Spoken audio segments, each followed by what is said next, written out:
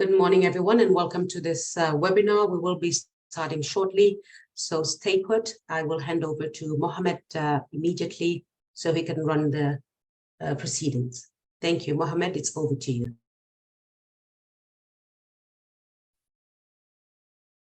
Thank you, Madam Nafisa, and thank you for all the audience and for the panelists, interpreters, ladies and gentlemen, esteemed audience, dear panelists, discussants.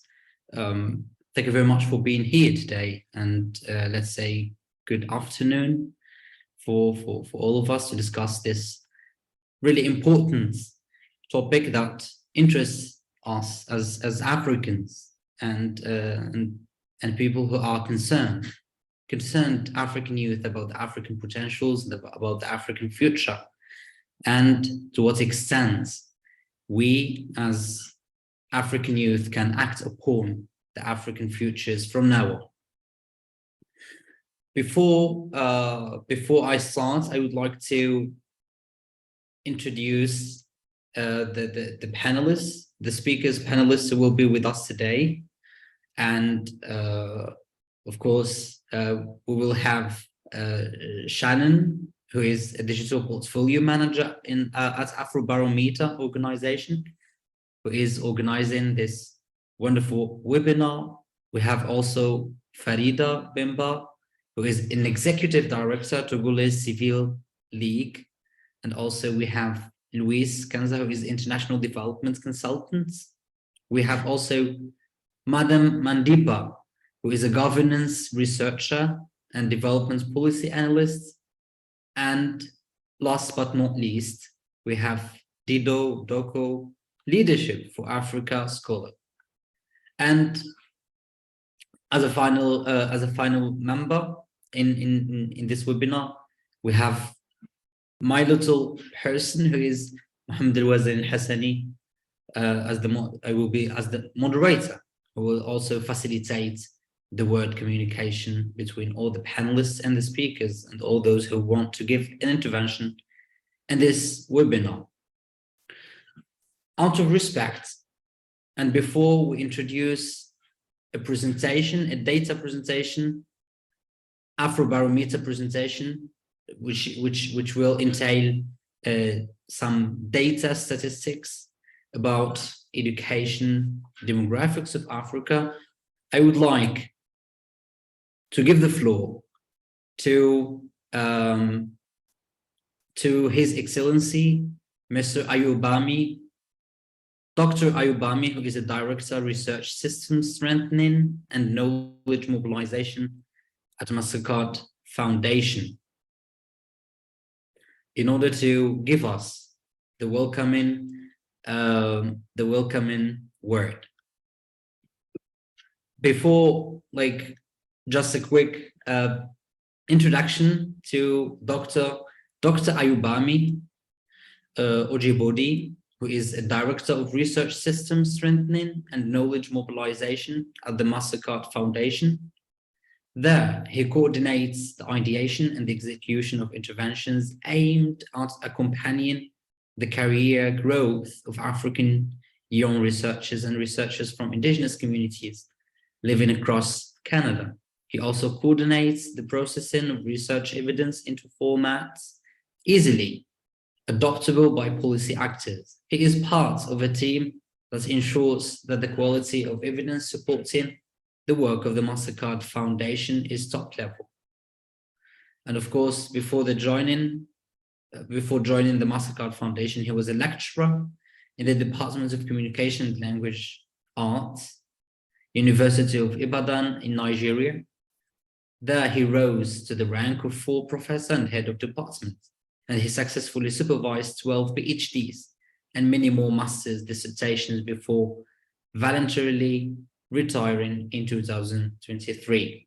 Please join me in welcoming Professor Ayubami Ojibodi, and I hand the floor to you. You're welcome, sir. Thank you very much, Mohammed, for that introduction. Good afternoon, good morning, distinguished friends, distinguished colleagues. It's indeed my pleasure to be here this time to say welcome to this very important webinar. It's a privilege to be the one to speak on behalf of our foundation, but it gives me a greater privilege to be involved in an event of this type. My welcome remarks will be really brief, and I'd like to just, with your permission, start with a very short story. Some years ago, a group of development experts arrived in the fertile valley of the Zambezi River in Zambia. Their aim was to teach Zambians how to do agriculture around the Zambezi. They want to teach them how to plant tomatoes, and so they gathered these villagers together and taught them how to plant tomatoes. But the villagers weren't very interested. So they had to bribe them to be interested in the project. They had to pay them. So the villagers eventually cooperated and farms were set up, running into acres. Within a few weeks, the tomatoes began to grow, and they grew even bigger than the parent stock that was imported to Zambia. The experts were very proud, and they began to then teach these villagers and preach to them about agriculture and the importance of agriculture and the importance of being tomato and how they can become millionaires overnight if they would just follow these very important instructions that they were giving them. Good. But one night, about 200 hippos came out of the Zambezi and they ate all of the acres of tomato. The following day, the experts were there and they were totally devastated. But you know what? The villagers were surprised that the experts didn't know anything about the hippos. It was now time for the villagers to lecture our experts. Something like, you thought we were lazy, and you thought we didn't want to do agriculture. You brought your solutions here to come and heal our laziness, right? You are wrong. We don't do agriculture here because we don't want to feed the hippos. You can read the fuller version of this story from a book titled Ripples from the Zambezi by Ernesto Ciroli, one of those development experts. But it's not a strange story. It's not an uncommon story. In fact, the history of development work in Africa is more or less a chronicle of stories of this type. And the lesson is always the same. If you want to work with people, sure, listen to them first. Learn from them. If you want to work with people, don't start by working. Start by listening. Then try to walk a mile in their moccasin. At the Mastercard Foundation, this is what we try to do. We try to do it with passion. To listen to people, to learn from them, and to then learn with them so that we can do with them. The Mastercard Foundation has set for itself an ambitious goal of enabling 30 million young African women and men to access dignified and fulfilling work by the year 2030. 70% of these 30 million would be women. And to make this happen, we're working in 7 African countries and in the region known as the YMO region. We're working in the areas of education, financial inclusion and the markets, agriculture, technology, especially digital technology. There is a section of the foundation known as the research and learning section where myself and Vanessa, who's also present here, work. And our aim, our own duty is to support the decisions being made by the foundation with credible and high quality evidence. However, no matter what we do not pretend to know anything on behalf of the young people. For instance, look at our goal to enable young people to access dignified and fulfilling employment. We do not pretend to know what dignified employment is. We do not pretend to know what fulfilling employment is. Rather, we want young people to tell us. This is why, for instance, we have opened up a number of channels to hear from young people. In each of our countries of operation, for instance, we have what we call called youth advisory that have been empowered and enabled to challenge us, to critique us, to disagree with us, and to tell us where we go wrong. We also have the youth engagement experts among our colleagues. Part of their work is to create that ambience that allow young people to open up and speak out so that we can learn from them. We also have an emerging series of publications we call Youth Voices series, which help us to harvest the views and perspectives of young people across very specific issues, using different formats and channels. Even with all these that I have enumerated, we still do not think we have listened enough. That is why we continue to partner with an organization like Afrobarometer that is very passionate about harvesting the views and perspectives of citizens. That is why we have continued to support Afrobarometer, and that is why this event is very important for us. We want to learn from the survey that has been conducted. We are interested in the findings. We are interested in what is going on. That is very important. But there is something more important than that. And that is the voices of the people on the panel and people attending this webinar.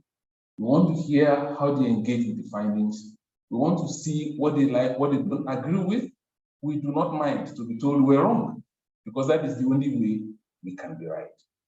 At the end of today's event, we're hoping that we would have activated actionable discussions, knowledge exchange, and collaboration that will enable us to address and to understand, and then be part of those addressing the challenges faced by the African youth. I want to close by very specially thanking our partner, Afrobarometer, for what I call the consistency of excellence in the work they have been doing over the years. We are very proud to be associated with. Distinguished friends, ladies and gentlemen, I welcome you to this webinar. Thank you.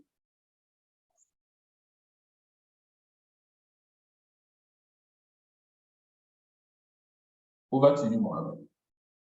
Thank you, Professor Ayu. This was a very honoring word from your part, and we are absolutely humbled with it.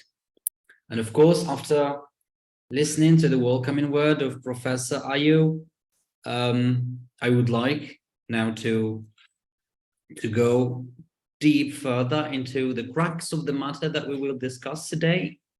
But in order to put all the audience into the context, into the contextual frame of what we will discuss today, from education to unemployment to other really considerably serious African topics, the floor will be given to Madam Shannon, who will be giving a Afrobarometer data, or let's say statistical data presentation about these topics quantitatively. And of course, before the presentation, allow me to introduce Madam Shannon, the brilliant profile who will be presenting today.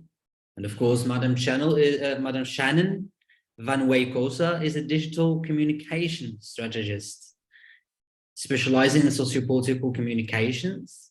And of course, she started her career in the advertising industry before moving into social impact sector, where she was worked in behavior change communications, and now occupies the role of Afrobarometer's digital portfolio manager.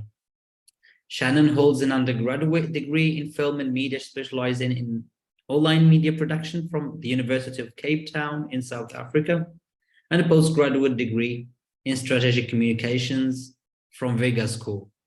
She's currently completing a Master of Philosophy in Inclusive Innovation at the University of Cape Town's Graduate School of Business, and her research focuses on the impact of digital democracy in governance processes and the role that digital tools play in extending democratic processes in society.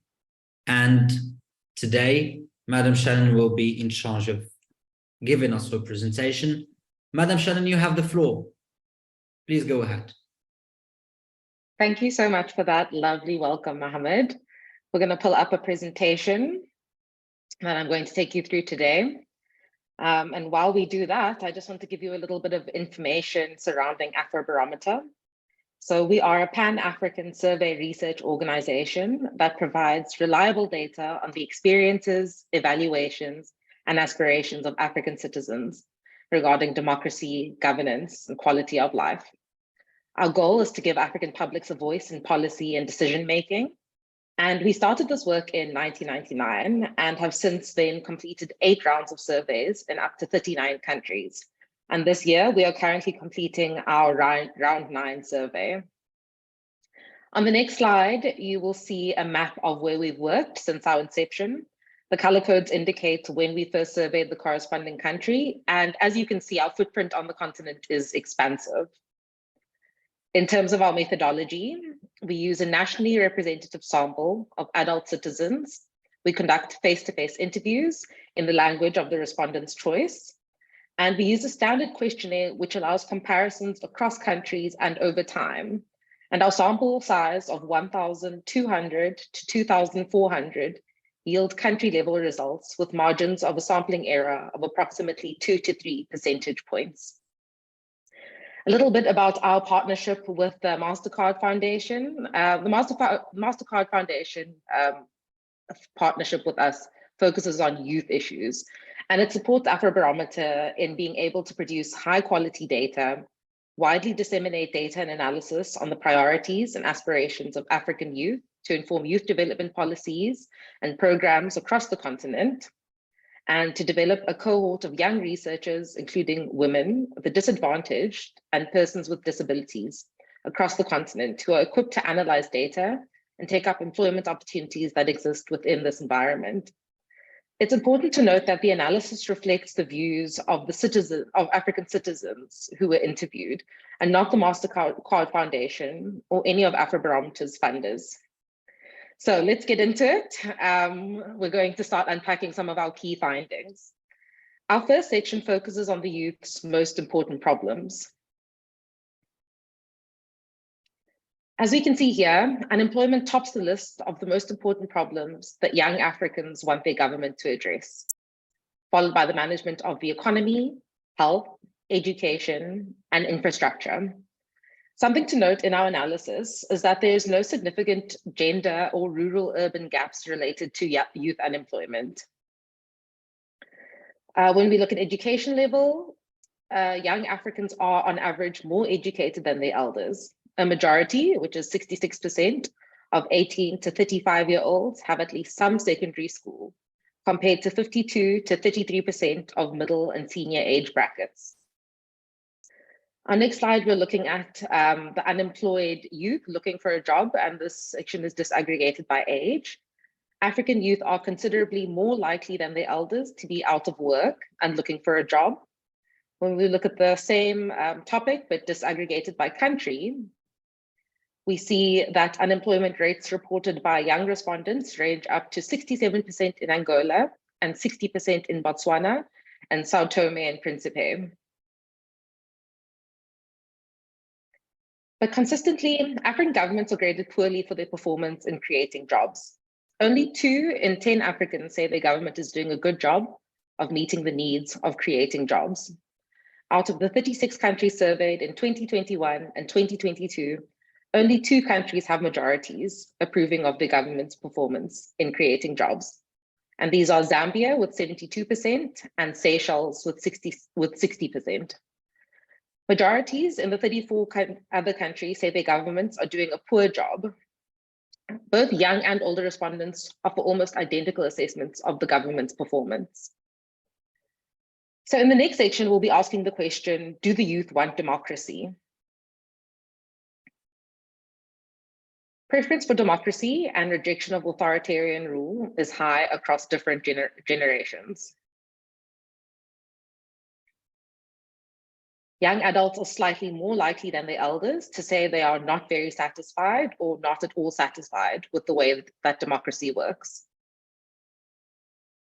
When we ask the question of whether the military should intervene when elected leaders abuse power, one troubling sign is the low popular opposition to military intervention in politics.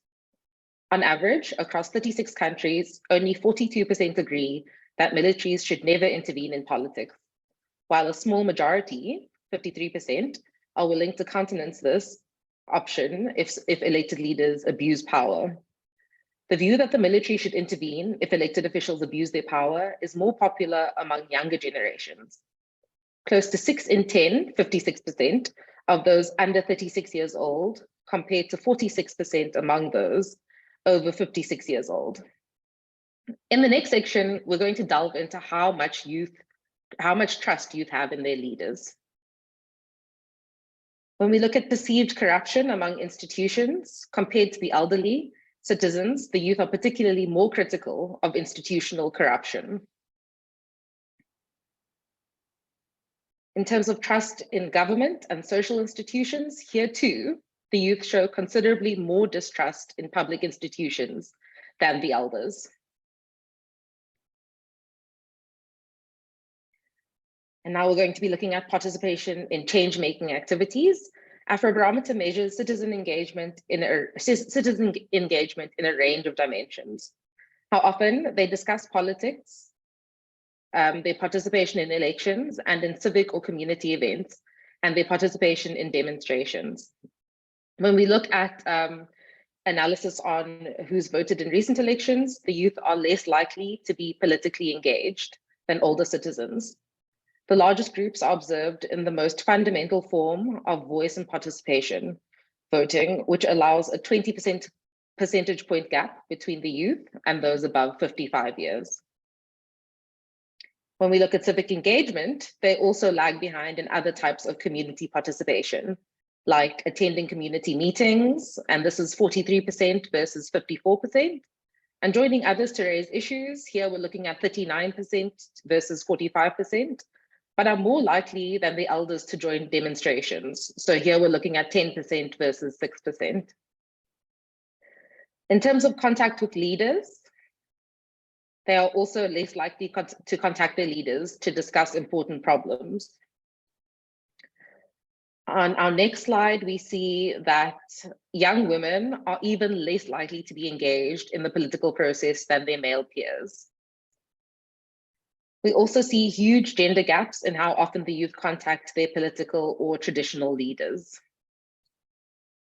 When we look at the youth political and civic engagement by a rural-urban location, we break this down, the youth's participation according to rural-urban locations. We find that rural youth are more likely to vote in elections, attend community meetings, and join others in their communities to raise issues. These are at par with their urban peers when it comes to discussing politics and taking part in demonstrations. And finally, on our last slide, we see that youth in rural areas are also more likely than their urban peers to engage with political and traditional leaders.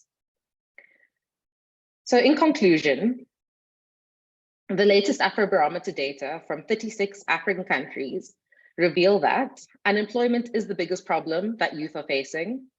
African governments are poorly rated for their efforts in creating jobs. The youth are more likely than their elders to express dissatisfaction with democracy, mistrust in elected leaders, and willingness to access military intervention of elected leaders who abuse power. The youth report lower rates of political engagement than their elders across a variety of indicators, including voting in national elections. And young women's political engagement lags behind that of their male peers across all the indicators under consideration. Thank you very much. That is the end of our presentation. Mohammed, I'm going to hand over to you so we can have an insightful discussion surrounding this data. Well, thank you, Madam Shannon, for the super interesting presentation. For me, all the statistics were superbly paramount to contemplate because they are reflecting and they are mirroring the African youth perspective towards their governance, towards their democracy, and also toward the social policy that is, in a way or another, they are obliged abide by and to stick to. Yet, just my my question, like when I was listening to your intervention and seeing all the figures and all the numbers, I asked myself just a question, contemplative question, which is, do we as African youth, do we have the macro vision of on the world as Africans and our relation with the world? Africa is the potential of the world. Africa is from now on, everyone is yearning for Africa, but we as Africans, as African youth, we have to do our best in order to avoid another phase of neocolonialism. By chance, we have all the resources for the upcoming artificial intelligence industry, and all of it are now happening and available in Africa. So we have to do all the best to avoid all the atrocities. Apart from that, we are hoping for the best, especially when we have such a great African youth like you and like all the panelists we have, who can have the light and guide the crowd. In order to get deep into the topic as well from other facets, we have other interesting panelists who can provide us with their perspectives, with their views, and I would like to start with Madam Doku, who will give us her intervention regarding the topic. And before to hand the floor for her, I would like to introduce her. And Madame Dido Doku is currently at DAAD, German Academic Exchange Service, hello colleague, Leadership for Africa scholar and committed to good works. Her experience spans governments, private and not-for-profit sectors.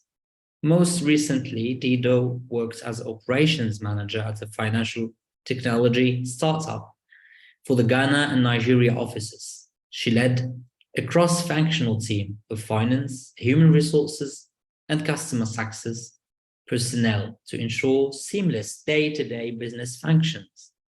Dido entered the public service as a member of the inaugural Emerging Public Leaders Ghana cohort, a public service fellowship program seeking to empower the next generation of young professionals. She served as a budget analyst at the Ministry of Finance of the Republic of Ghana. Prior to that, she worked as a public-private partnerships associate at Lead for Ghana. Today, she aspires to do work at the intersection of public and private internships that is focused on sustainable urban infrastructure and expanded opportunities for social mobility.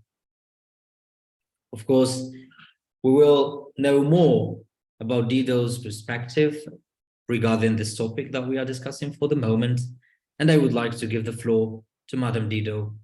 Madam, you have the floor. Thank you very much, Mohammed, for this kind introduction. And thank you, Shannon, for sharing these, as Mohammed said, just echoing him, very paramount details about really the pulse test of what as the citizens feel about our economy and our respective countries. For me, just thinking through the sum of your presentation, I think it's really speaking to youth dissatisfaction with governance, with the ability of our governments to be able to really provide key services and key infrastructure for us, of which employment is most pertinent, because employment really does feature into the way in which you can engage with your world, the ways in which you can improve your own standards of living.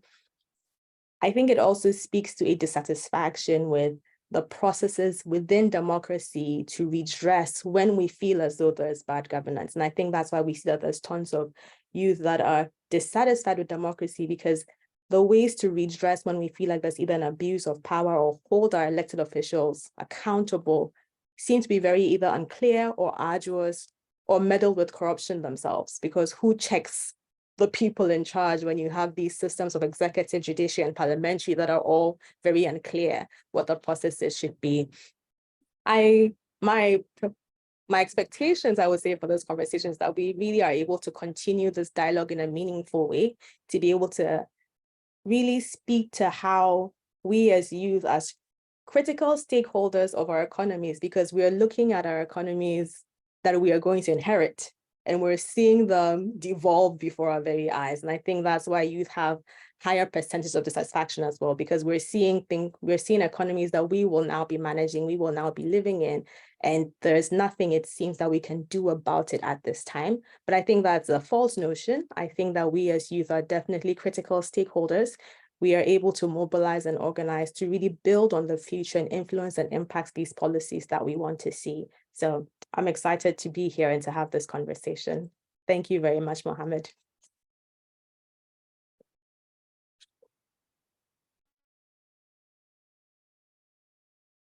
Thank you very much, Madam Dido. And yeah, it was really interesting that you gave us your perception about this topic.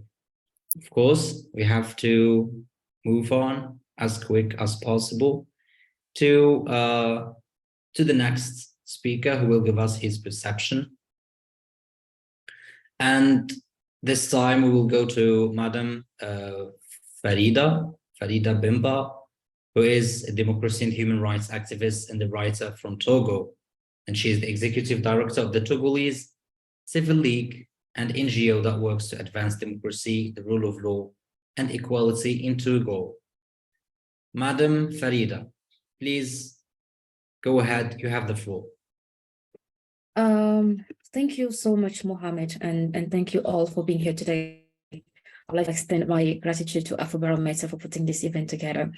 The conversation we are having today is falling in a very interesting context. In West Africa, more specifically, we have seen in the past couple of days the tension that is rising with the situation in Niger, where the army deposed the government that was elected. And the tendency of militaries taking over in West Africa region has been growing in recent years. And this is leading to a lot of questions about whether young people on this continent want change, if they want democracy or not. Because when we follow the level of celebration that we see in the streets of Niamey, Bamako, Burkina, Ouagadougou, and many others, you have the impression that the young generation is completely disillusioned with democracy and electoral governance, and will rather side with militaries. But I believe that when we approach the situation this way, we kind of forget a few things.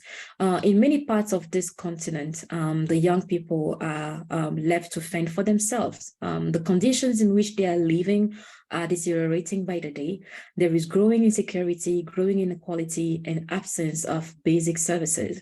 The total failure of our government to be able to provide and deliver on those basic services, and it has literally created an environment of discontent where the masses, the young people are left completely to provide for themselves and be able to guarantee their own healthcare, their own education, and even delivering on basic services such as water, electricity, and many others.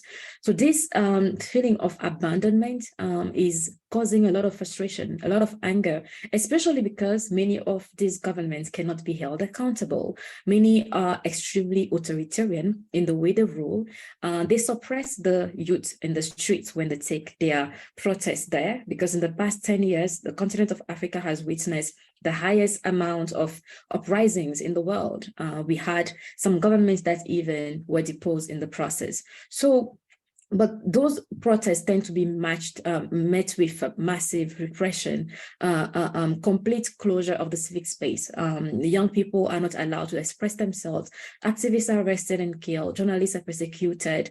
The internet is banned in some countries. Social media are banned when the citizens are using them to raise their voices about poor governance and poor leadership. As a result of this, the young people have become extremely radicalized. They want change by all means. And in the end, we cannot blame them, because when you have growing poverty and especially insecurity in countries like the Sahel, where terrorist groups have been causing havoc in many parts of the countries, you cannot actually accuse these young people to take a chance at freedom. They want decent lives, they want dignified lives, and they want it by all means. And they have actually tried. They have believed in the democratic process and they continue to believe in it. But then they don't think that the current government are delivering on those democracy. And the other aspect that I want to touch on before moving on quickly is the way that poor governance and poorly elected regimes have been normalized on this continent as democracy. When you look at the situation in many parts of the continent where international institutions are condemning military coups, which is actually reasonable because it's a violation of all international treaties signed by most countries. When we actually pay attention to those, we are actually forgetting that there are regimes that claim to have been elected, but that are nothing but democratic regimes. We have some regimes that have been there for 20, 30, 40, 50 years. Same family ruling in countries like Togo, Cameroon, Chad, and Gabon. You have leaders that have mastered the art of frauding elections and they get away with it. There are no consequences. We have seen some elections becoming extremely violent with thousands of people killed in the process. So young people have lost faith in the electoral process. Then in addition to that, you have leaders that claim to be elected. Some are not. But then as elected leaders, they do not act as democracies in the way they govern. The corruption is very rampant.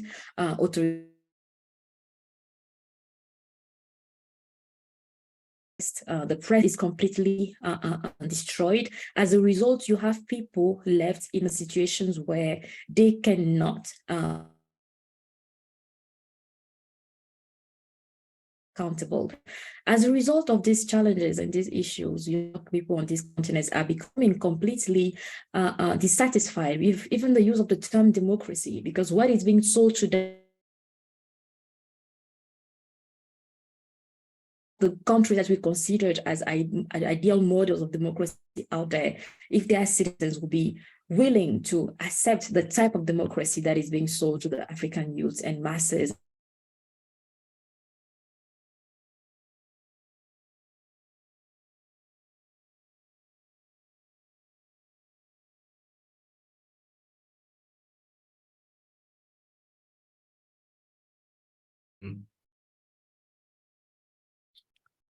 Madam Farida. So I'm going to stop there and I hope to continue the conversation with you all. Yeah, okay.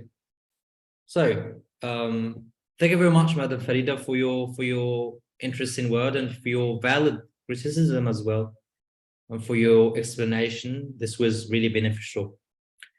Now, ladies and gentlemen, we move on to the next speaker, who is Madam Louise Kanza, of course, who is an international award-winning activist and specializing in community engagement and developments based in Democratic Republic of the Congo. Madam Louise, please, you have the floor, and we are all ears for your perception. Thank you, Mohammed, and thank you very much to Afrobarometer for setting up this webinar and inviting me to be a speaker. I'm going to quickly start with highlighting the fact that, yes, I'm from the Democratic Republic of Congo, which is one of the countries that has not been surveyed yet by Afrobarometer. And despite that, I find many similarities in the findings, which just goes to tell us that there is a disturbing trend among the dissatisfaction or the experiences or the life experiences in general of the youth across the continent. So when you look at the title of the webinar, and if you are as problematic as I proudly am, and the first word already, understanding, gives you the impression that we are misunderstood, or what the point that we're trying to put across is very difficult, and the concepts that we use are very hard to grasp when actually it's not. So my interventions will be primarily using practical examples to prove this, to prove that we are not as difficult. We as the youth are not as difficult as everyone seems to think that we are. And we are not just complaining. We have practical examples of things that we have done to put ourselves out of many situations. I primarily think that a lot of our problems as well are based on lack of togetherness and lack of Pan-Africanism, which the youth have understood. We cannot ignore the scenes that we have been seeing of what is currently happening in Tunisia, and that we have seen often with migrants in the Northern African region, where migrants from sub-Saharan Africa are really treated as less than humans within our own continent. We also cannot ignore that we have a lot of civil unrest on the continent, specifically the Democratic Republic of Congo, who are currently in a David and Goliath battle that should affect the entire continent, because as long as the unrest continues, then our problems will also continue. So I think it's very important for me to highlight those two factors and to show how they are causing a lot of instability because of the lack of togetherness, and the fact that there are more reasons on the continent to feel like we are apart than we are together. And I think throughout the webinar, can we just always keep this in mind? Thank you.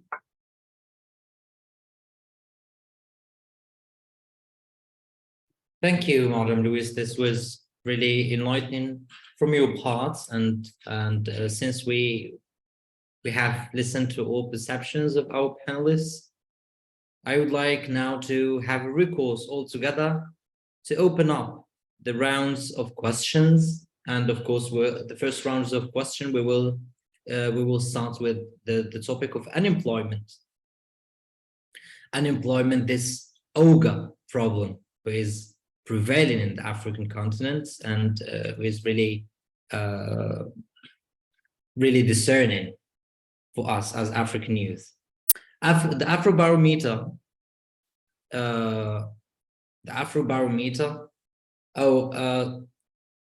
but sorry, before the question, Sari, I did a mistake. My apologies, ladies and gentlemen. Actually, we had to listen to Madam Mandipa, and of course, she's most welcome to give us her perception also. Madam Mandipa, who is a governance researcher and development policy analyst whose research and consulting experience spans multi-stakeholder and the multi-sectoral fora. Madam Mandipa, my apologies first, and you have the floor second. Forgotten, but not last but not forgotten. You know, I'm going to push us forward in the conversation a bit. And today we're talking about unemployment. And I'm just going to speak just a little bit into the insight that I see on the pressing challenge on Africa's youth today. And for me, it is a call from top down rather than from bottom up. And it's a call to see the crisis for capacity and dormant potential. But the one thing that I have not seen addressed in the presentation from Afrobarometer and with my fellow panelists is, what is the purpose of a job or employment? Why is it so important? So I rustled together some answers from my end, and I came up with this. So employment is generally the most important means of obtaining adequate economic resources, essential for material well-being and full participation in society while catering to psychosocial wellness. So it's essentially what we're talking about today is a human right and not a privilege, as it's often pitted to be by our leaders. So let's run through the dormant potential that I'm speaking about in terms of numbers and how Africa has the capacity to gain economically and to benefit from humanizing its people, because I've often seen that you have to bargain a bit with our leaders and show them how they stand to benefit. It shouldn't be like that, but it is what it is. So I think when people talk about, by 2030, things like this are going to happen, and one believes it's a long way away. It's in 7 years. And I'm sure everybody on this panel and listening in was still an adult 7 years ago, right? So in 7 years, young Africans are expected to constitute 42%. That's almost half of global youth and account for 75% of those under 35 in Africa. And if you understand anything about working age populations, that's a prime place to be. The total working age population of the continent is expected to grow by 70% by 2035. And by 2050, Africa is expected to house more than 461 million young people aged between 15 to 25. By that time, Africa will form a quarter of the world's labor force, right? So within 3 generations, 41% of the world's youth will be Africans. So we're not talking about a demographic that is shoved into the corner that won't matter in terms of global policy and lobbying and governance building and effectiveness and economic coherence for the continent going forward. If you're talking about a strong Africa, you have to pay attention to this demographic. I'm going to pull more data for you from the Mo Ibrahim Foundation 2023 report, where 26.1% of Africa's youth fit into the non-employed, non-educated, and non-trained bracket. So that's the NEET bracket. Only Angola and Madagascar are the 2 African countries that have that percentage at less than 10%. So 26% does not sound like a big number when you are looking at populations such as the Netherlands, where I live. But when you're looking at the African continent, that's a lot of people. And given the sheer number of young Africans in Africa compared to the rest of the world, these numbers indicate a seriously blooming crisis. So even though this generation is more educated than their leaders, they're considerably less likely to find employment because their skills do not match market leads. Africa is still not spending per capita globally what it should be investing in education. And this shows in the trends on the continent. Although scholarship opportunities such as the Mastercard Foundation, which has given 8.6 billion primarily to young Africans in education since 2006, many are, as Afrobarometer data from 2016 and 2018 round notes, the largest population that has considered migrating or end up being absorbed by other markets, and their skills are useful elsewhere. This then really leads one to wonder what kind of working age force we're nurturing on the continent and where our priorities are. And if we have the youth demographic resource, why are we not doing more to grow it and preserve it? So essentially, my interventions today will focus on the fact that it is often forgotten that youthfulness in and of itself is expungible. It will be eradicated the older you get, and a new generation of young people will come in. It also reproduces itself in toxicity or productivity, dependent on what you nurture at the time. So the youth demographic that suffers today will be a generation of young Africans that is only equipped to suffer tomorrow, and the cycle will reproduce itself.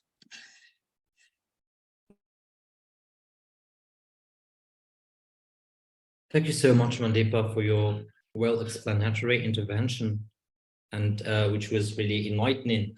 Now we go forward to the question section, and the first question section, as I mentioned earlier, sets of questions that has to do with unemployment. So, ladies and gentlemen, the Afrobarometer organization data shows that unemployment is the most pressing challenge facing today's youth. What are some of the insights you can share with us in your various capacities? And of course, I will start with Miss Farida. Please, what are some of the insights you can share with us in your various capacities? The floor is yours. Thank you so much, Mohammed. But if you will allow me, because I have to go in 5 minutes, I wanted to answer a question that was asked in the chat before departing, if that is okay with you. Yes, no problem. If you can be just quick. Yes. So the question was about how do we find what are the useful involvement of the international community, considering that governments tends to infringe on political rights and repress youth protests. And to that question, I want to say that there is a complete I wouldn't want to use the term refusal, but then there is a way that international institutions have been extremely biased in the way they respond to violations and attacks on democracy. In many countries on the continent, we have seen some elections being conducted in the most unfair way whatsoever, with a lot of fraud, with all indicators, all international observation group attesting that the process was completely flawed, unfair, and non-transparent. But there are no consequences to those who commit such attacks on democracy. In addition, when they take charge and then eventually unleash massive repression on the masses, they violate freedom of speech, freedom of movement, freedom of the press, freedom of association, and many others, there are still no sanctions, there is no attacks, there is no call for them to stop violating civil rights. The only time that we see those sanctions falling immediately is when the government actually are deposed. So it seems like these international treaties care more about protecting the leaders than they care about protecting the masses. So we want a more a better way of international institutions actually addressing the issues of human rights violations and infringements on democracy. We cannot be told that it cannot be done, because we have seen those institutions do it when it comes to countries that seem to not be falling in line with Western nations ideologically. And I'll see the example of Belarus, I'll see Belarusia, I think that's the word in English.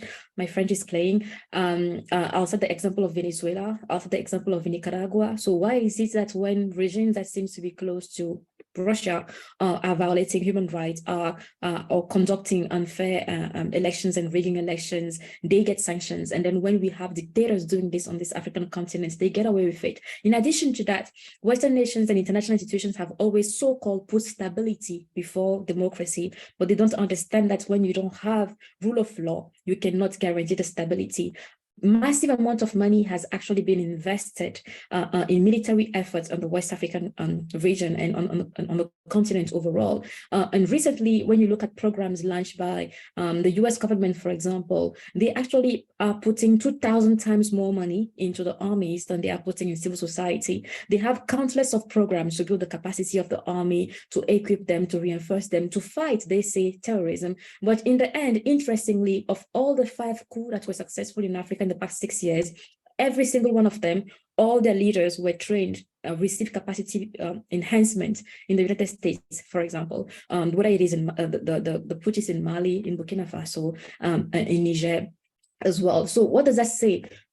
we are equipping the army to become stronger, and then we are completely bypassing civil society, we're not supporting civil society. So it is important to actually invest in the masses, to invest in the people, to invest in the citizens being able to hold their governments accountable, and to give them a push as well, the same way a push is given to those leaders when they are facing tribulations from the military. So in the conclusion, what I'm going to say is that the international community has to really understand that there must be a more transparent way in the way they respond to attacks on rights. They must also stop being subjective and only doing it when it works for their interests. They cannot be good dictators and bad ones. They cannot be useful dictators and bad ones. All of them must be fought with the same level of force and energy. And until we guarantee that, we'll continue frustrating the masses, and we'll continue proving to the people that we don't really care about them. Thank you.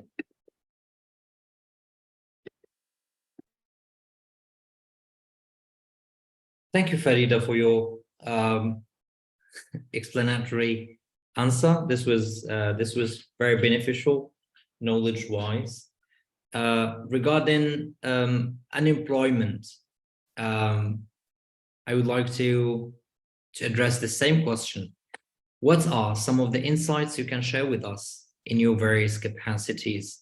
So different perspective, bearing in mind that Africa has the world's youngest youth population who are considerably more educated than previous generation.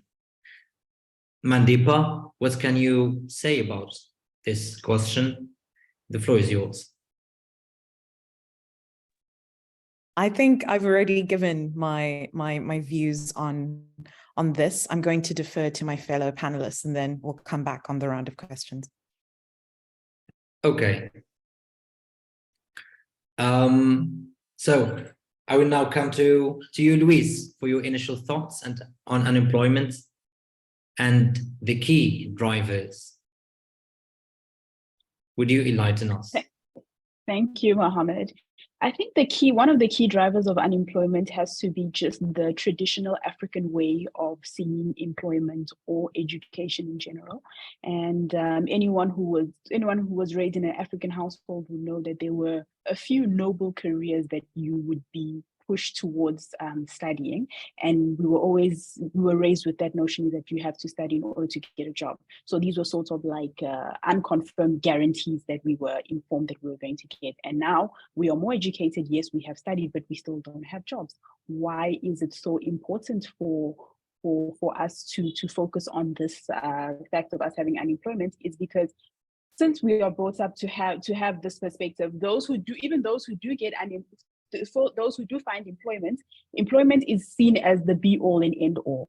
And then when we get to employment, we don't focus on the problem with the employment conditions, the problem with pay, the problem with people living basically just to pay their bills.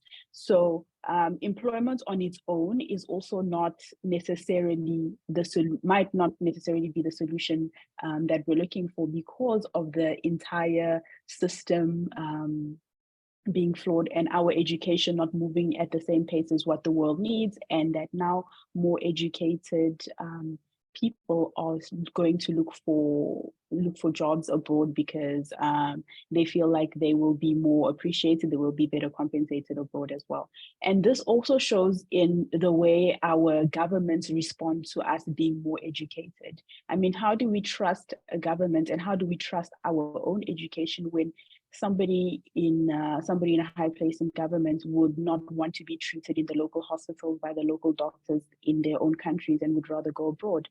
I mean, they don't even have faith in our tertiary institutions. They send their own children abroad to study, and not they don't send them to study at home. So when we speak of a flawed system, it really is flawed and corrupt from the ground up. And it's not, as I said, youth always complaining and youth always not finding solutions. We do find solutions, especially with globalization and everything evolving, we have seen the use of technology to try to get governments just to be accountable and just to be transparent and actually just to trust themselves, because they don't trust themselves. So we cannot trust them at all. We've seen the Arab Spring in North America. We saw fees must fall in South Africa. And recently we saw NSARS in Nigeria with the elections that they had this year as well. So we have people that are changing the constitution to suit them. We have people that cut the internet when it suits them during elections or during any time they feel like they're going to be exposed. So we really don't have any type of competence when it comes to dealing with the topic. And the more we move forward, it's like we're moving back. And just like Mandipa said, we are going to be going around in circles, and we are doomed to repeat the same errors that those who are currently in power are going to make, because we've been set a trap, basically. And even if we do speak out, we are still not given the platform, and we're still not given the capacity to address the issues that we have. Thank you, Luis. This must be taken into consideration, of course. And last but not least, to Ms. Dido, as a DAD scholar, what is your take on the critical issue of unemployment? Like, in other words, what are the strategies to address and to resolve this? You have the floor. Thank you, Mohammed.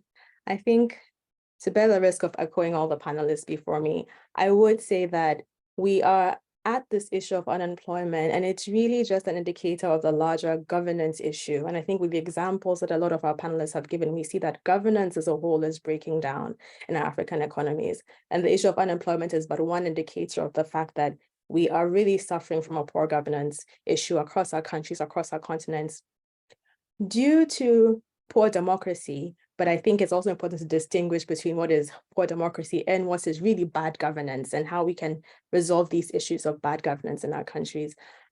In terms of strategies, I'll be remiss to say that there is quite a lot being done already, right? We have our partner Mastercard is doing the Young Africa work, sponsoring about 30 million Africans to work in 2030.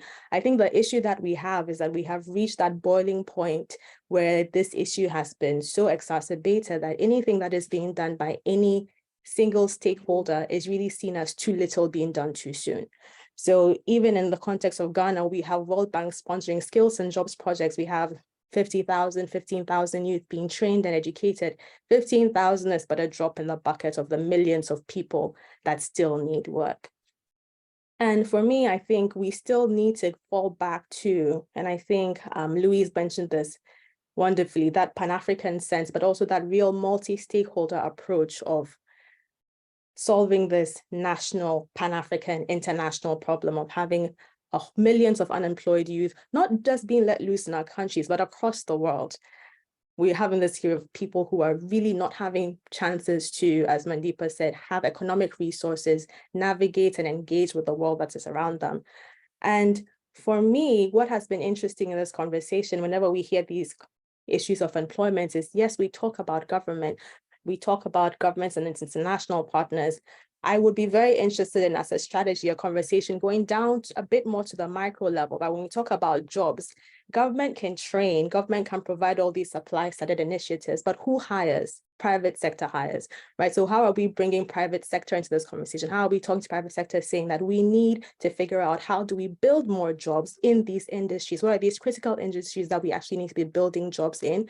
When we go to private sector, off the top of my head, I'm sure some of the answers would be, we don't have enough money, right, to hire these people. So what are we doing about our banking institutions, about our access to liquidity, about our finances? How are we bringing those people into the conversation as well to say that we need to actually, in the context of Ghana, majority of our banks invest in government bonds, right? So you have amazing youth initiatives for business. You have amazing industries that could be invested in, but they're deemed as risky. So how are we engaging our banking sectors? How are we engaging our private sectors to say that this is a national problem that affects every single stakeholder, and we all need to be involved in solving this? Last but not least, I think we have our most critical stakeholder, and Louise pointed at this, right? Our tertiary institutions, our universities, our TVETs have been giving us, as we've all seen, outmoded forms of curriculum for the work of the future that we are now in. And so how are we really engaging these universities as well? How are we putting pressure on them to say, we need to revamp our education systems? We actually need to have better partnerships with universities and industry so that when we're going to school, we know that we're actually learning relevant information. But then these are all people that we need to be bringing to the table. I think when we speak about just putting pressure on government, we really limit the dynamic of solutions that we can bring to the table. Let's engage universities, let's engage banks, let's engage private sector. We can solve these problems. Thank you.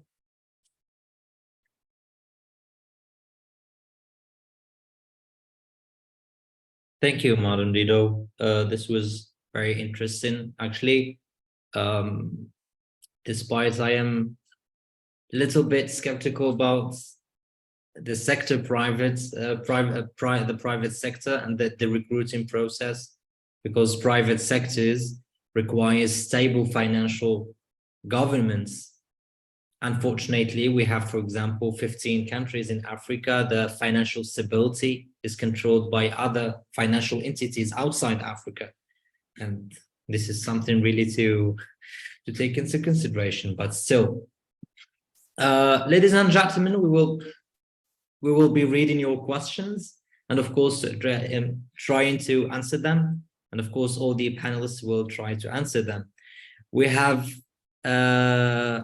DBB, who is asking what skills are required in the current African job market, which is going alongside with the point of unemployment.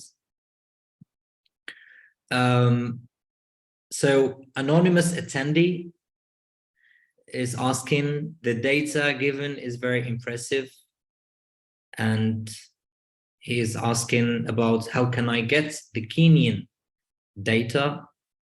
And there's also a question addressed for Miss Farida, which is already answered.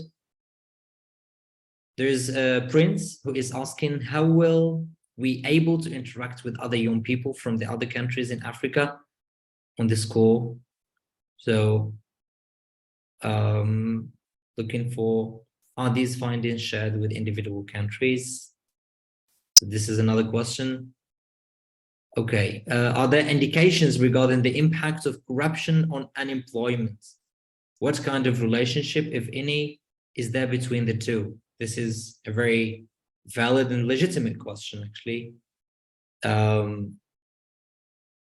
Also, Mr. Solomon DBB is asking, while a lot of unemployment is deeply affecting most of the young people in Africa, what really makes the respective countries in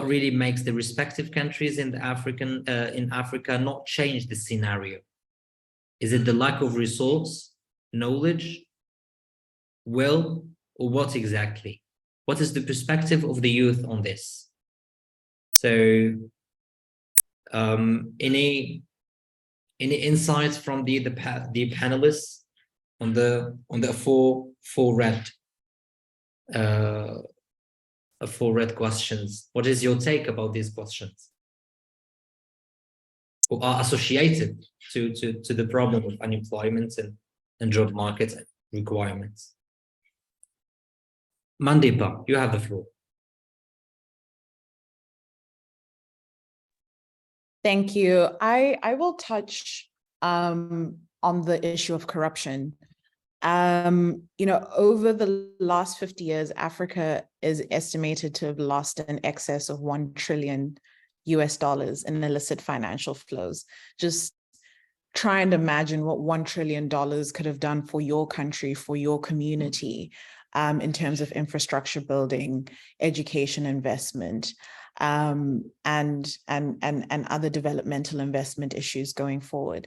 The sum is roughly equivalent, this $1 trillion, is roughly equivalent to all the official developmental assistance received by Africa in that exact same time frame. And at the same time, just speaking to what Dido was just speaking about with the private sector often has its hands tied as well. 40.4% of the amount of Africa's external debt is owed to the private sector, and that was a 2021 figure, which is not too far off. It had already felt the shock of COVID. So it is the mismanagement of funds and the mismanagement of governance within that funds and the lack of accountability and the process to redress not being clear that I think as well Dido had mentioned, that causes what Farida had mentioned, a sense of abandonment and youth frustration. And when we see youth protesting, when we see young people rising up and saying no and saying enough is enough, we often feel it as civic participation. It is very folly to rest on the fact that young people are going to come in and be proactive when in fact you're measuring them on reactiveness. And this is the problem with the ripple effects of corruption. You then have public external debt being placed in the hands of private sector or in external donors, or just basically being externalized. And it really brings us into the question around democracy and governance, which I want to steer us to. It's really about institutions that work, right? It's really around the fact that aspirations for democracy are high. The full data set over 10 years shows a decline in every single aspect of measuring that democracy. So we've got a problem and we need to fix it.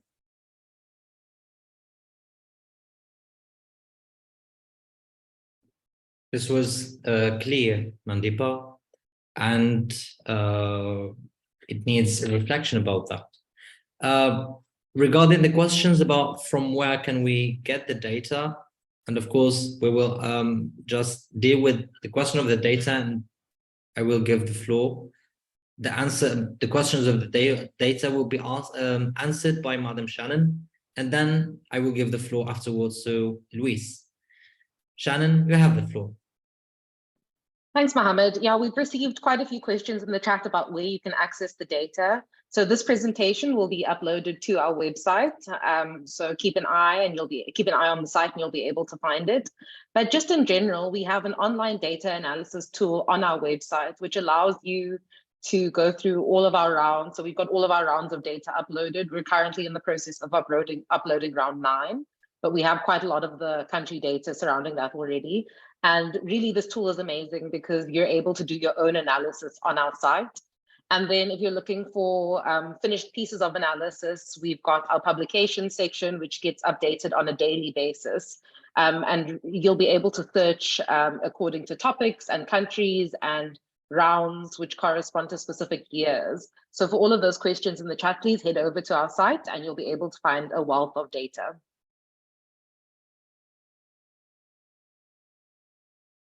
Yeah, thank you, Shannon, for your answer. The floor is given to Luis. Please go ahead. Thank you, Mohammed. And I would like to respond to any questions that concern sort of the skill set that is needed that we should be moving towards. And I think that that shouldn't be an issue that we should be focused on, because as time evolves, the goalpost keeps moving. So today we can say that, I don't know, IT is a skill that we need to develop, but then in 10 years' time, it's going to be something else. And the crux of the matter is that we are not evolving quickly enough to be focused on these types of issues. And there are so many external factors that contribute towards the employment. And it sort of gives life to this notion that you're going to go to school and you're going to get a job. There are no guarantees when it comes to that. I don't know why we still are telling people that this is what they need to do. Your life is to be born, to go to school, you get a job, and you'll be able, if you do well at school, you'll be able to get a job, which is not true. I'm going to give you an example of the context of a young girl whose education is already not prioritized because the family is not going to invest in a girl's education because they say to themselves, well, she's just going to marry off someone and we won't be able to benefit from that, whether it's from back tax or just from pride in general. And you'll find that this girl will find ways to put herself through education, through empowerment, maybe from a bursary or maybe from an exchange program, and then they will have this degree after they have defied all the odds, and then they get to somewhere where they're supposed to be offered a job, and they are in a situation where they are in a sex for jobs type of situation, which has been exposed multiple times on the continent, or they're faced with sexual harassment. So all of these problems are based on the fact that she is a woman, and not on the fact that she doesn't have the right skill set, or she doesn't have she's not smart enough, she didn't go to school. All of that doesn't matter in that type of a context. So every time we have to look at the bigger picture, we have to look at all the factors. There are so many, but I think for the context of this webinar, we can see that it's all going back to bad governance, because if women are not seen in the right light in society today, it's because, yes, of the socioeconomic, the social cultural, the psychosocial factors, but it goes back to bad governance. So I think under that umbrella, we can start, we can focus our questions more based on that.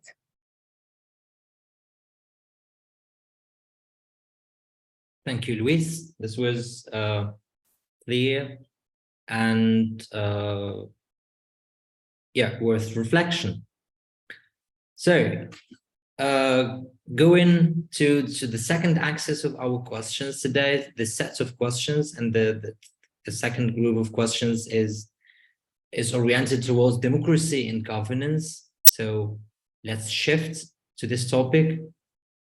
And the Afrobarometer's round 9 findings reveal that compared to the elders, African youth are more likely to express dissatisfaction with democracy, mistrust their leaders, and indicate a willingness to access military interventions.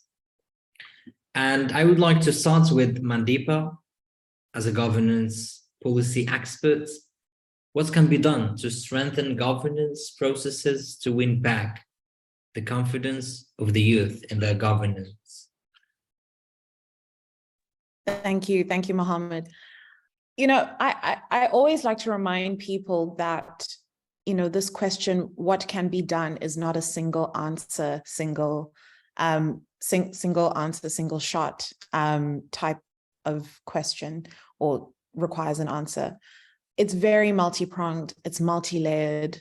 And I'm going to go back to the fact that, you know, corruption, inadequate infrastructure, education not matching skills needs, food insecurity, which we haven't spoken about on this panel, but still remains at the core of this, mismanagement of the economy, and other pressing issues are not separated from the top-cited problems of under and unemployment in Africa, right? What the 37% of youth respondents are echoing is a culmination of various challenges that contribute to their economic precarity and contribute to environments that allow governance to falter and confidence to wane. So the one thing that I want to bring up is that accountability has to be backed by positive demonstrations for peace if we're going to look at eradicating instability, right? So we can't analyze the rise of militarized influences on governance in Africa without measuring the temperature on the ground. We often believe that we are when we engage in surveys, when we engage with lobby groups, with civil society, but often these groups work in silos. These data sets are shared in silos, and we need to be more proactive about bringing together the information that we have, mainstreaming it, and making sure that we're looking at proactive rather than reactive solutions. As well, with only 20% of youth believing that their governments create an environment for job creation, compared to 53% that believe that the military should intervene when selected leaders abuse power, it's clear that the appetite for most of Africa's application of passive democracy, and underline passive democracy, is ever lessening. It's getting worse.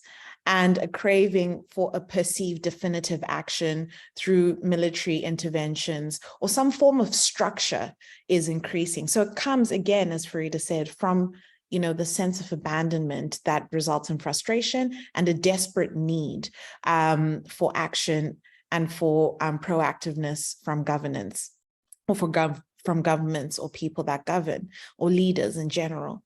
So this is also in line with Afrobarometer data, taking us all the way back to data sets as far back as 2018, where in South Africa, 62% of South Africans were willing to give up democratic freedoms in exchange for job security.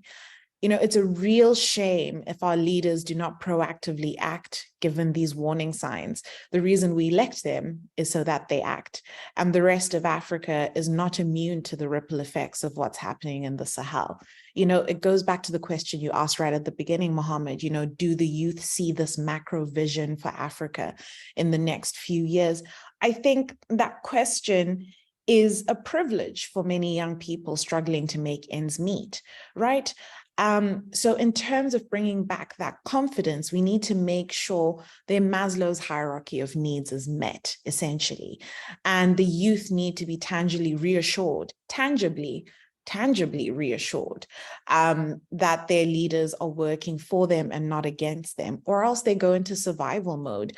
And that's exactly what's made them lose confidence. And what has made them go into survival mode is waning governance structures and institutions that don't work for them.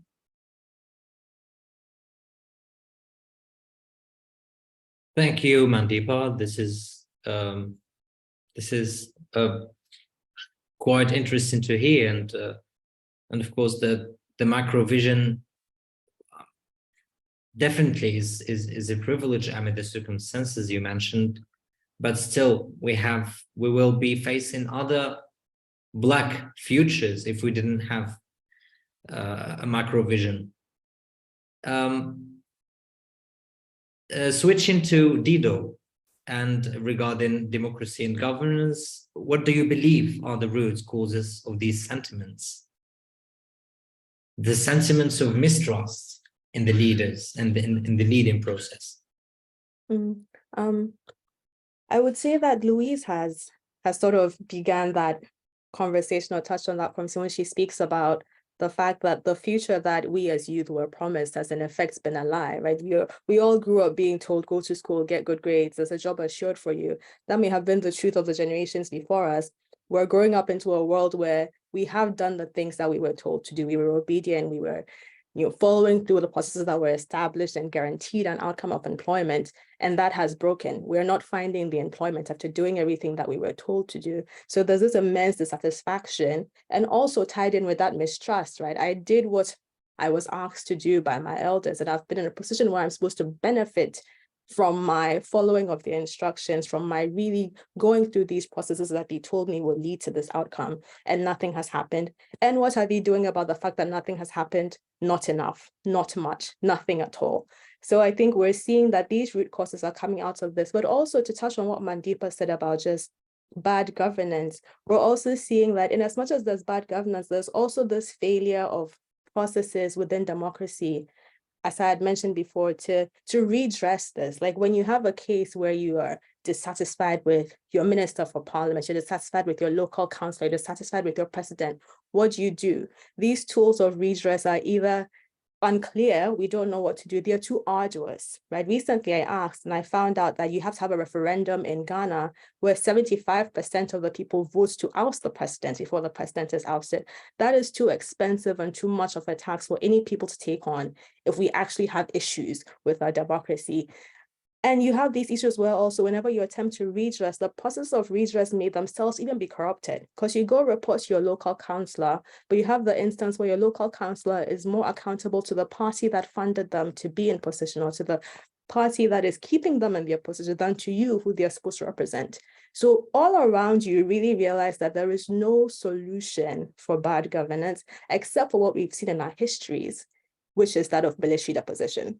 Which is why you have a lot of these youth saying, we want coups, because that is the only thing that we see works. Do we actually want coups? what we want is an end of bad governance, but a coup is the only way that we can see to accomplish that. Yes, thank you, Dido. And let's take some questions from the chat regarding this topic. I would like to, let's say, where is it exactly? Yeah, I would like to have this question that was addressed regarding democracy. The root cause of this military outrage is institutional caught by some do-nothing authoritarian elders in Africa, but in alliance with imperialist West, something that I really stand for. That cannot be called democracy. It is kleptocracy and outright thuggery.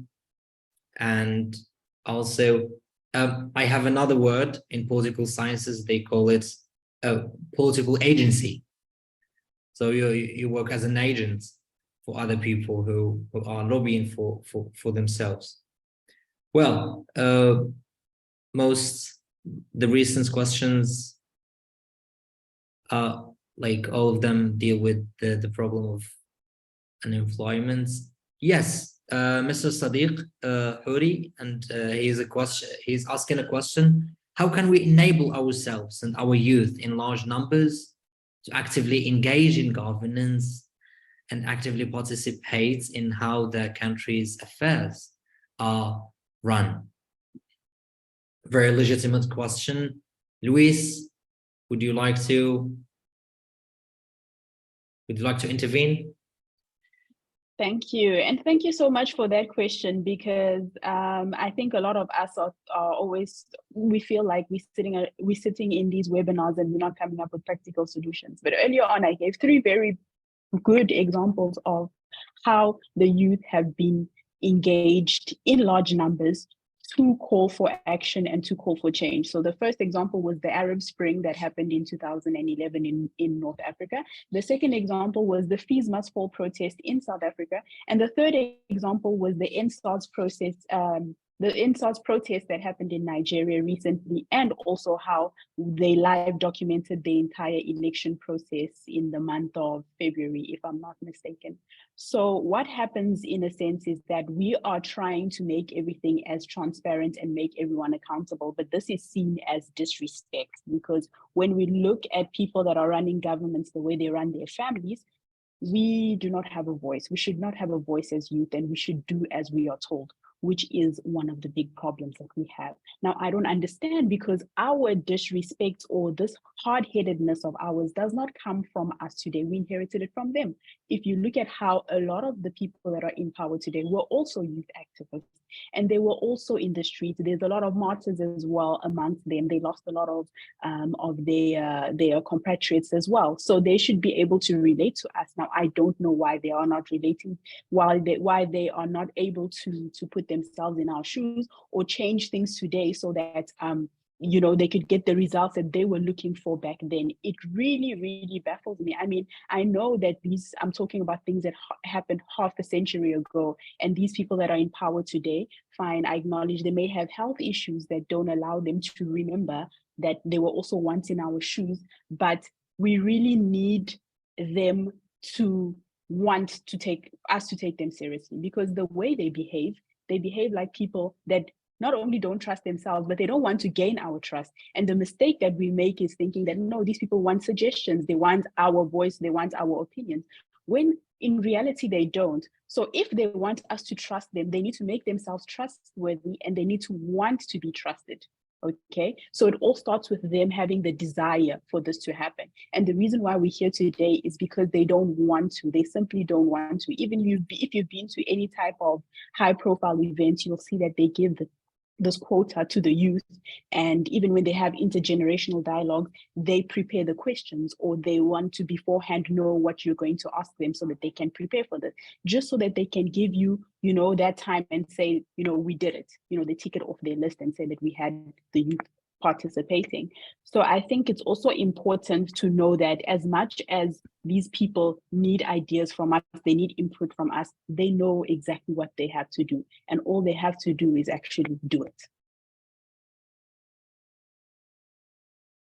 Yes, Luis, clean and clear, of course. I totally agree with all what you have stated. As a final section before we wrap up this great webinar, this enlightening, full of knowledge webinar, I would like to acknowledge the participants, of course. Sorry. Yes, just regarding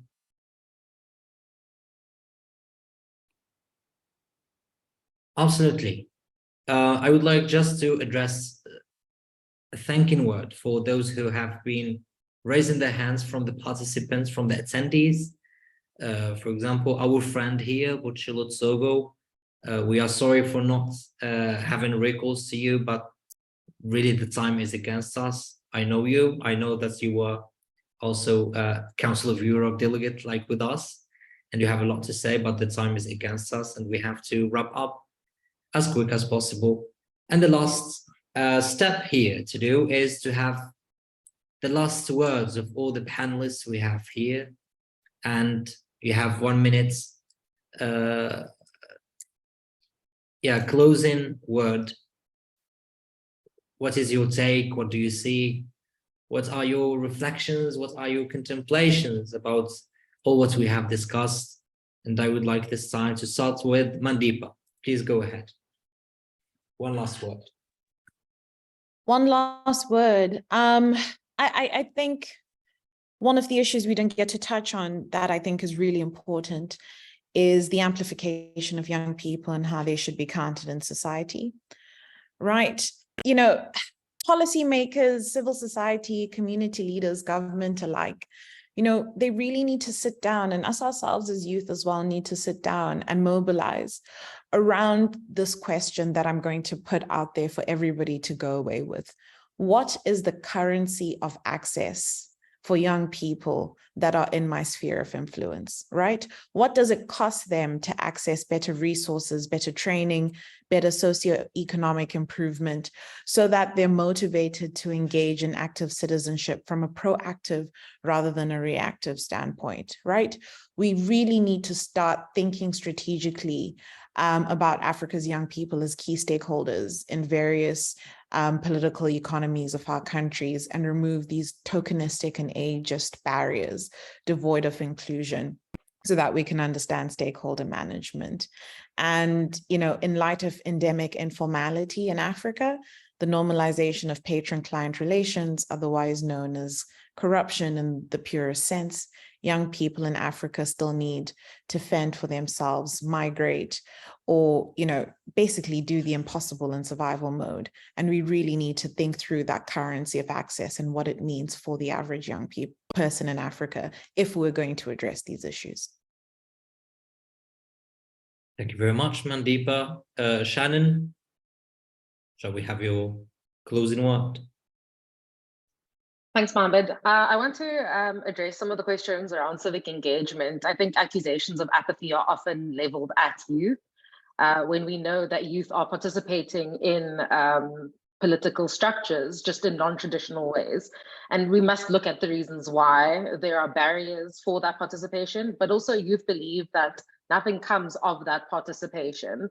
And I think that points to a larger need of reflexivity and accountability from our governance structures to meet youth where they are.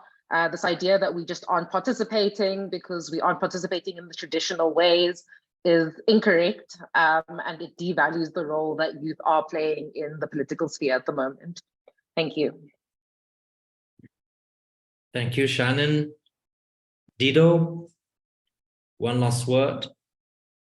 Thank you. I think, and Mandeepa referenced this in the beginning, but this crisis that we're in is really an opportunity for us to rethink how we are engaging democracy, how we're engaging governance. And I really like what Shannon had mentioned just about how youth are participating and youth are very engaged, as we can see even with the numbers of questions and the people that are on this panel on where our democracies and where our governance is headed, often participating, yes, in non-traditional ways, but also at high expense to themselves. Let's not forget just the sheer number of violence, even recently in the NSAS movement, right? So youth are at the risk of their own lives, their own peace, their own protection, really trying to make a difference in governance. And I think the work that needs to be done here is really for us to, yes, rely on government but then move away from, I think, that expectation of a top-down approach, because I think Louise also mentioned it beautifully, where she said the people that are our presidents these days were very compelling youth activists.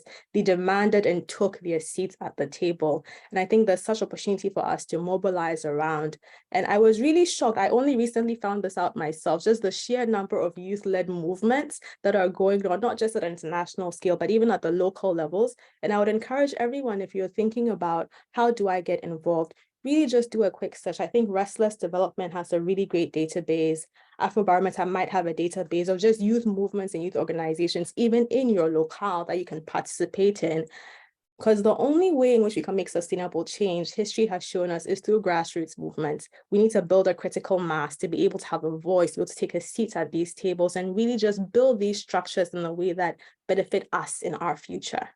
And those would be my last words, really, that of hope that we can make a difference. I think not all is as lost as we think. Not all really lies in government to now pay attention to us. I think we can harness the energy of youthfulness that we already possess to make a real difference. Thank you, Dido. This was also worth thinking, and building the structure. And of course, in my personal opinion, requires theorization in terms of political theory, in terms of governmental theory, which we are lacking academically for the moment in Africa. Louise, your last word and your closing word. Go ahead. Thank you, Mohammed. So I have so many things to say. So unfortunately, I find myself incapable of producing a last word because I'm still very hungry to speak about this topic. So my last word then would be, can we please continue the conversation online? So everyone that was in the chat and not able to speak, I have my phone attached to my hand permanently every day. Let's continue the conversation online. The hashtags are hashtag Voices Africa, hashtag Youth Unite, hashtag Youth Empowerment.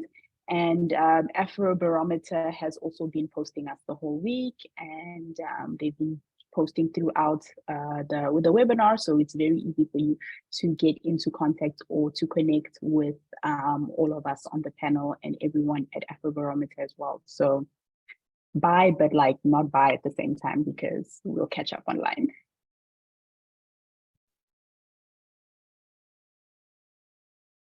Thank you very much, Louise. And this was really nice of you that you invite people to communicate with you through social media. Ladies and gentlemen, what shall we say? Still, the topic that we are discussing for the moment is really branched and associated with the future, with the near and the midterm and the long-term future. From my perspective, I've been listening to you and asking, from my part as language of diplomacy analysts, just a quick question came to my mind, which is, what about the African diplomacy? Can the African diplomacy and the African relations create new horizons for the governmental and democratic facets of governing this continent? Let's make it open book question, just for reflection after this webinar. Ladies and gentlemen, we would like to thank you for attending. We would like also to thank a million our dear panelists for their very enlightening and superbly interesting interventions, filled with knowledge, filled with paramount and important information. And what shall we say? Shall we say the webinar is over, and we can now, Louise can have her dinner now. Yeah.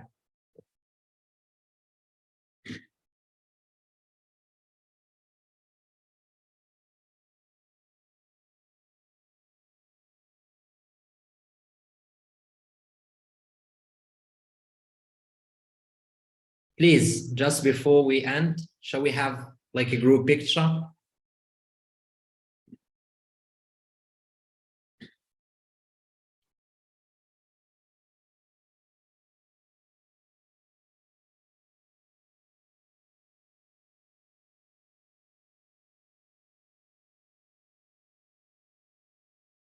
Wait, who is in charge of taking the pictures?